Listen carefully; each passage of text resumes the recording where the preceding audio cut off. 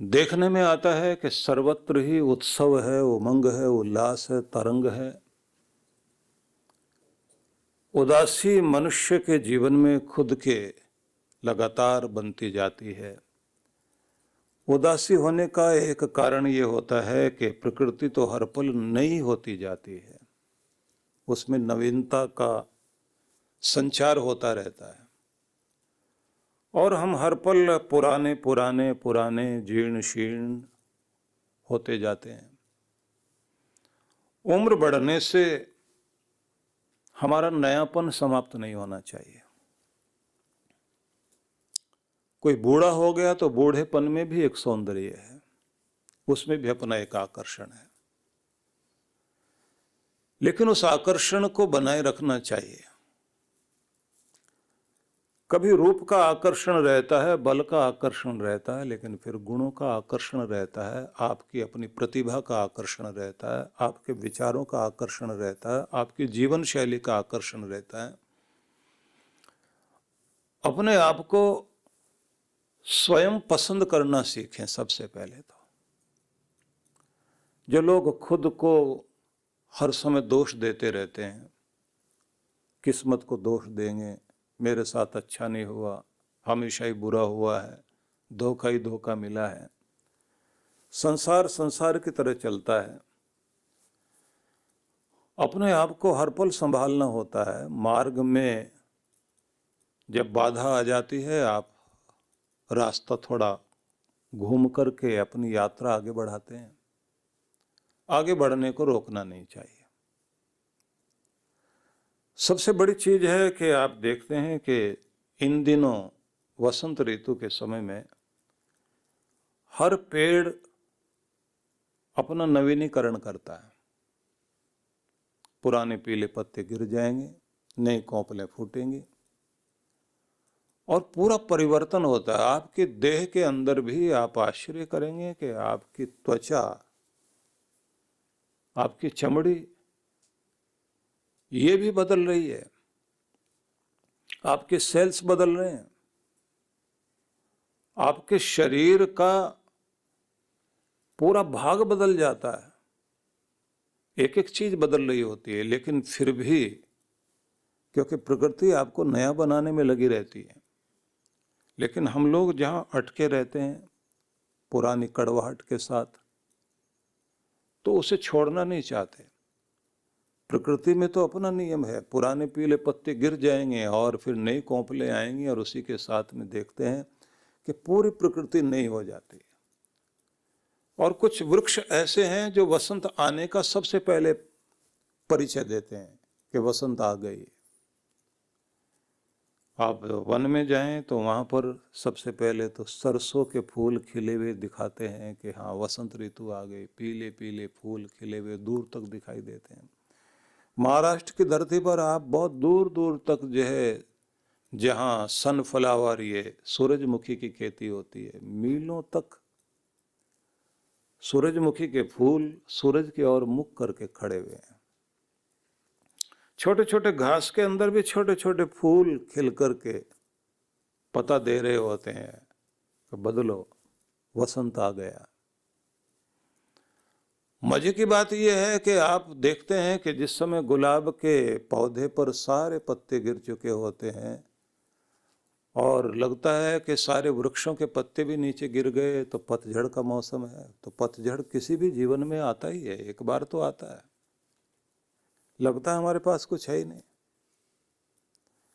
लेकिन एक होप आपके पास होनी चाहिए, एक उम्मीद होनी चाहिए कि नहीं, फिर मैं उगूंगा, फिर आगे हटूंगा, आगे बढ़ूंगा। कहते हैं ना कि मैदान में हारा हुआ नहीं माना जाएगा, जो मन से हार गया वो हारा हुआ माना जाएगा। हार जाओ भले ही, लेकिन हार माननी नहीं चाहिए। जिसने हार मान ली तो वो हार गया, जिसने हार नहीं मानी तो वो हारा हुआ नहीं है, वो फिर उठेगा। कवि लोग लिखते हैं, गुलाब के पौधे के नीचे पत्तियां बिखरी पड़ी हैं और वहां एक छोटा सा भंवरा बैठा हुआ। और कवि लिखता है कि इह आशा आशा नहीं आशा, यही आशा अटक क्यों रहे अली गुलाब के मूल। होए है फिर वसंत ऋतु इन डारिर वही फूल।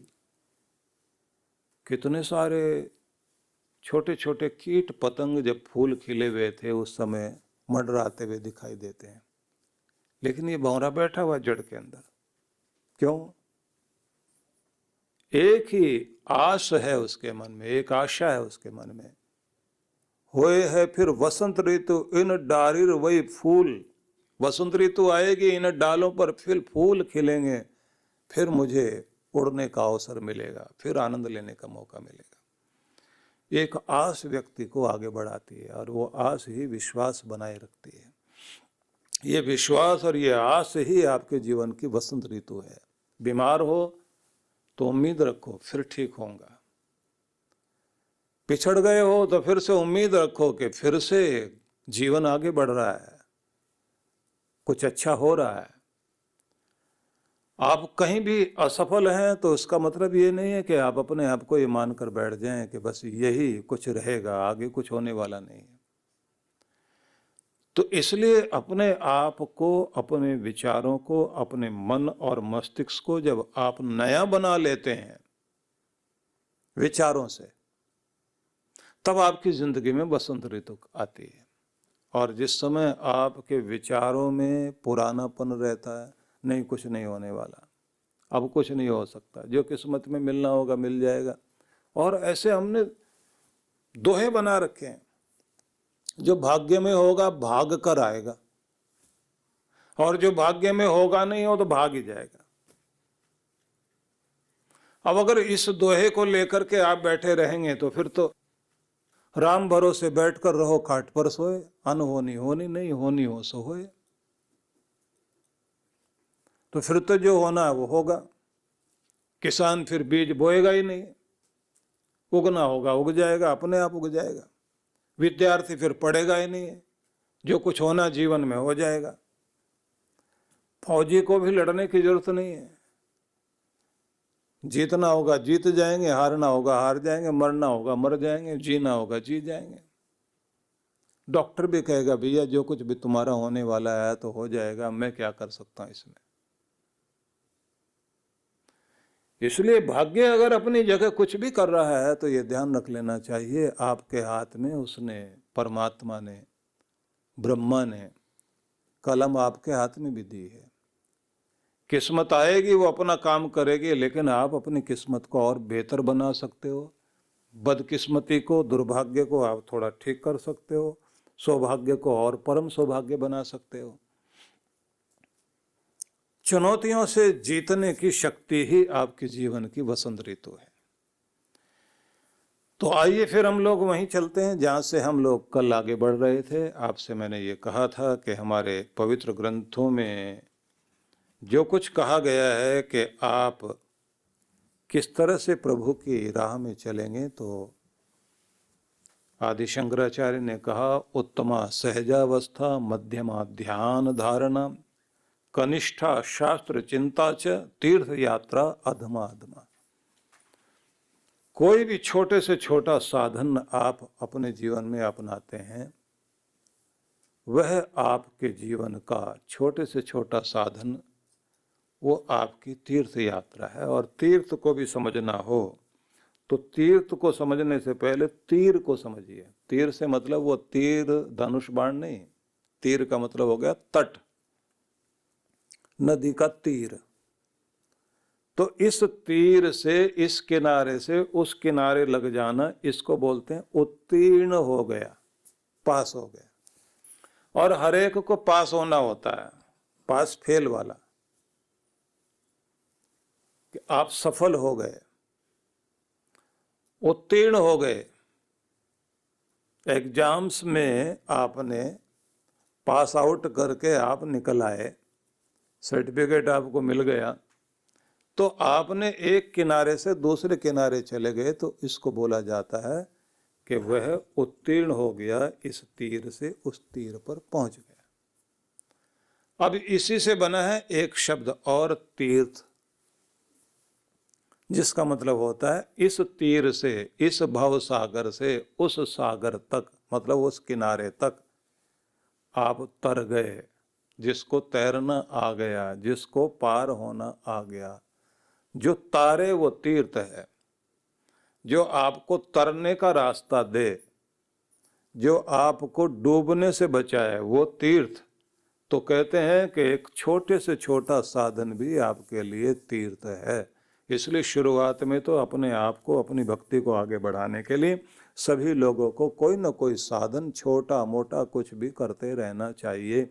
और ये बात ध्यान रख लीजिए कि जो भी आपका किया हुआ पुण्य है वही तो आपकी शक्ति बन करके आपको बचाता है, और जो आपका किया हुआ कुछ बुरा है वही दुख देने के लिए आंसू बन करके आपकी जिंदगी में आके खड़ा हो जाता है। इसलिए कुछ भी रुला रहा है, हर गलती आपको रुलाने का काम करती है, और सही मार्ग जो भी आप अपनाते हैं वही आपके जीवन में मुस्कान बन करके आती है। ये ठीक है कि गलती करके आदमी सीखता है, लेकिन जो सीखने पर लगा हुआ है वही तो तरेगा, और जो सीखता ही नहीं है, गलती पर गलती करे लेकिन सीखे नहीं बिल्कुल भी, तो उसे चोट पर चोट खाने का मौका मिलता चला जाएगा। इसलिए गलती हो रही है तो गलती से सीखिए और आगे बढ़िए। भूल हो जाना बुरी बात नहीं है, भूल को दोहराते रहना बुरी बात है। इसलिए जब भूल हो जाए तो भगवान भी भूलने को तैयार है, लेकिन जब आप भूल को लगातार दोहराते रहते हैं तब वो बनती है गलती, और फिर दोहरा दें तब वो बन जाता है गुनाह। और भगवान भूल की सजा नहीं देता, प्रकृति तो देती है। कुछ भी आपसे जाने अनजाने में भूल हो जाए, लापरवाही हो जाए, प्रकृति में तो सजा है। भूल से आपने गलत चीज खा ली तो सजा मिलेगी, भूल से आपने कुछ भी चीज ऐसी कर ली। इसलिए कहते हैं हर समय सतर्क सावधान रहना चाहिए। विद्यार्थियों के लिए भी जो कहते हैं ना, काक चेष्टा, वो सजगता का प्रतीक है। कौवा कितना सतर्क रहता है, उसका ध्यान इतना कमाल का है कि सतर्कता में, सजगता में रहता है वो। हर उस व्यक्ति को जिसने अपने जीवन में आगे बढ़ना है उसको सजग, सतर्क, सावधान तो रहना ही चाहिए, भूल नहीं होनी चाहिए, भूल ना हो जाए। जिसने भूल करी तो प्रकृति तो सजा देती है, लेकिन दूसरी बात ध्यान रख लीजिए कि भूल हो जाना और फिर उसको दोहराना तो ये गलती है, और गलती पर गलती करना ये गुनाह है, ये अपराध है। तो फिर उसकी सजा दुर्भाग्य बनकर सामने आती है। और अनजाने में आपसे बार बार वैसा हो गया तो भी कहा जाता है शिक्षा लो और आगे बढ़ो, क्योंकि संसार को भगवान ने ऐसा बनाया है, ये एक ऐसा विद्यालय है। जैसे आप विद्यालय में पढ़ने जाते हैं ना, तो वहाँ पढ़ने जाते हैं तो वहाँ पर सबसे पहले सिखाया जाता है, पढ़ाया जाता है, और पढ़ाने के बाद में फिर आपकी परीक्षा ली जाती है। परीक्षा लेकर के फिर आपको बताया जाता है कि सीखा क्या, उससे पता लगता है आपने सीखा क्या। और संसार उल्टा है, यहाँ परीक्षा पहले होती, सिखाया बाद में जाता है। और परीक्षा भी ऐसी है, यहाँ तो कोई अंत है ही नहीं। आपको जो पाठ्यक्रम दिया गया है विद्यालय में, उसी में से परीक्षा होगी, उससे बाहर से कोई भी प्रश्न आएंगे ही नहीं। कोर्स से बाहर सवाल नहीं आते। लेकिन संसार में बहुत उल्टी बात है, ये तो हमने सीखा भी नहीं, ये तो हमने पढ़ा भी नहीं, ये तो हमने सुना भी नहीं, ये आप क्या परीक्षा ले रहे हो भगवान। और भगवान क्या कहते हैं, सीखना न सीखना ये तेरा काम, मेरा काम तो परीक्षा लेने का है। तो सीख और आगे बढ़, और अपने ताले को खोलने के लिए अपनी अक्ल का इस्तेमाल कर, हथौड़े मार के मत खोल इसको। तो क्या करना है, सीखते जाइए, गलतियां तो होंगी, लेकिन गलती से सीखा क्या। जब आप गलती से सीख जाते हैं तो ये बात ध्यान रख लीजिए, फिर वो गलती आपकी जिंदगी की ताकत बन जाती है। और नहीं सीखा तो मुसीबत है। तो सबसे पहले तो ये ध्यान रखना है कि प्रत्येक साधन आपके लिए, छोटी से छोटी चीज भी जो भक्ति की तरफ लेकर जाती है, वो आपके लिए बहुत आवश्यक है। और तीर्थ में जब आप जाते हैं तो फिर आपको प्रायश्चित जरूर करना चाहिए। दान पुण्य सत्कर्म यज्ञ आदि सब जरूरी करिए, अवश्य करें, लेकिन साथ साथ में प्रायश्चित और पश्चाताप। जो भी गलतियां हुई, गुरु के पास जाएं तब भी व्यक्ति को मानसिक रूप से अपनी की हुई गलतियों के प्रति क्षमा याचना कर लें और नए संकल्प के साथ में अपनी यात्रा को आगे बढ़ाना चाहिए। इसको कहा गया ये प्रथम चरण है। छोटे से छोटा साधन आपके लिए तीर्थ यात्रा की तरह से है, तो यह इसको कहा गया है तीर्थ यात्रा अधमा अधमा। पहले तो कहते हैं ना, तीर्थ यात्रा करते जाइए। मंदिर जाने का नियम बना लीजिए, नियम अपना ऐसा रख लीजिए कि जो आप सुबह उठ करके भक्ति करते हैं तो वो टाइम जो भगवान को दिया तो फिर वो किसी और को मत देना, और भगवान से बढ़कर किसी और को महत्वपूर्ण मत मानना। दुनिया आपके साथ एडजस्टमेंट करे, भगवान को मत कहना कि भगवान आप मेरे साथ एडजस्टमेंट कर लीजिए, थोड़ा सा एडजस्ट कर लो, आज मेहमान आए हुए हैं, आज जरा देर से उठे हैं, रात पार्टी में गए हुए थे, तो आप तो अपने ही हैं। जब आप एक समय निश्चित रखते हैं और एक निश्चित अवधि में बैठते हैं और श्रद्धा भावना के साथ बैठते हैं, तो ये बात ध्यान रख लीजिए, एक ही जगह गिरती गिरती पानी की बूंद जैसे पत्थर के अंदर छेद कर देती है, बस वो एक ही समय में एक ही तरह से एक ही विधि से आपकी लगातार की भक्ति चलेगी तो वो आपके जीवन में चमत्कार पैदा कर देगी। और जो लोग रोज नया नया कुछ बदलते रहते हैं, तो कुछ रंजो गम में कट गई, कुछ आहों में कट गई, बाकी बची तो गुनाहों में कट गई। एक राह पे चलने वाले मंजिल को पा गए और राहें बदलने वाले राहों में कट गए। बदलो रोज राह, तो फिर खो जाओगे आप। एक लक्ष्य पकड़कर उस पर चलते चले जाइए, नहीं तो कुछ रंजो गम में कट गई, कुछ आहों में कट गई, कुछ तो दुख मनाते हुए कटते, कुछ हाय हाय करते बीत गए। जीवन तो चलता जाएगा आगे। इसलिए निवेदन है सभी से, लक्ष्य बनाइए और समय निश्चित कीजिए, लगातार बैठने की व्यवस्था बनाइए। आपका थोड़ा सा भी अभ्यास आपके लिए चमत्कार करेगा। जरूरी नहीं कि सारा दिन आप भक्ति करने बैठ जाओ, थोड़ी देर नियम के साथ बैठना शुरू कर दें। आपके शरीर को आदत है, जब सोने का समय निश्चित हो जाता है तो उसी समय में नींद आनी शुरू हो जाएगी। जो आपके भोजन का समय निश्चित हो जाए उसी समय में आपको भूख लगनी शुरू हो जाएगी। शरीर को आदत पड़ जाती है। और अगर किसी का सोने का टाइम ही नहीं है तो नींद भी कहती है तो कदर करता ही नहीं, आने की जरूरत क्या है, उसकी नींद डिस्टर्ब होगी। और जिस आदमी को समय पर खाने की आदत नहीं है तो उसको भी जो है भूख थोड़ी बहुत बीच बीच में लगती है, फिर मर जाती है। फिर आदमी कहता है अब तो भूख ही नहीं, खा करके क्या करेंगे। तो शरीर की जो जैविक घड़ी है वो आपकी खराब हो जाएगी। सद्गुरु श्री सुधांशु जी महाराज द्वारा मानव सेवा को समर्पित संस्था विश्व जागृति मिशन वर्ष 1991 से धर्म, समाज एवं मानवता की सेवा में संलग्न है। यह संस्था 90 मंडलों, सेवा केंद्रों के माध्यम से न केवल भारत अपितु देश के बाहर अनेक देशों में सेवा के कार्य कर रही है। संस्था की स्थापना से लेकर अब तक विगत 30 वर्षों में जहां लोगों को सन्मार्ग पर प्रेरित करने के उद्देश्य से गुरुवर ने 7000 से अधिक प्रवचन दिए हैं, वहीं देश के राज्य की राजधानियों व प्रमुख नगरों में लगभग 40 आश्रम, 25 मंदिर, सत्संग भवन व ध्यान साधना केंद्रों का निर्माण हुआ है। दिल्ली में करुणा सिंधु धर्मार्थ अस्पताल एवं फरीदाबाद के आरोग्य धाम अस्पताल में लाखों जरूरतमंद रोगियों का उपचार व ऑपरेशन किया गया है। अनाथ गरीब बच्चों के लिए सूरत में अनाथाश्रम, दिल्ली एवं कानपुर में गुरुकुल, फरीदाबाद में ज्ञानदीप विद्यालय, मुरादाबाद में सृजन प्राइमरी स्कूल, झारखंड के रुक्का खूंटी गांव में आदिवासी बच्चों के लिए 2 पब्लिक स्कूल समेत दिल्ली में उपदेशक महाविद्यालय भी बनाया गया है।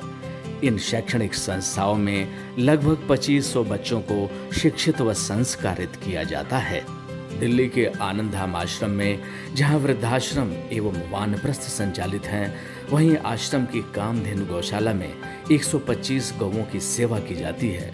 कामधेनु गौशाला की तरह ही देश के प्रमुख नगरों में 7 अन्य गौशालाएं भी संचालित हैं। साथ ही पूजा पाठ, यज्ञ अनुष्ठान से लोगों में धार्मिक भावना जागृत की जाती है।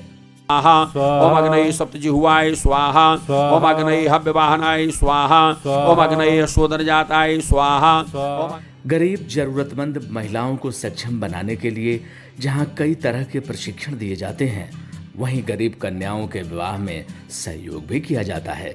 प्राकृतिक आपदा जैसे कि बाढ़, भूकंप, तूफान आदि में जहां मिशन द्वारा प्रधानमंत्री राहत कोष में सहयोग किया जाता है, वहीं जैसे वर्तमान में चल रही महामारी कोरोना संकट काल में जरूरतमंदों को भोजन, राशन किट व सांसों के संकट से जूझ रहे जरूरतमंद मरीजों को देश विदेश से मंगाकर ऑक्सीजन कंसंट्रेटर बांटे गए।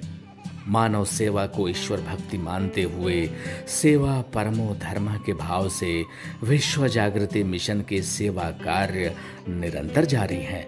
आइए मिशन के सेवा पथ पर बढ़ते कदमों में कदम से कदम मिलाकर चलें और मानवता की सेवा में दान सहयोग कर पुण्य के भागीदार बनें।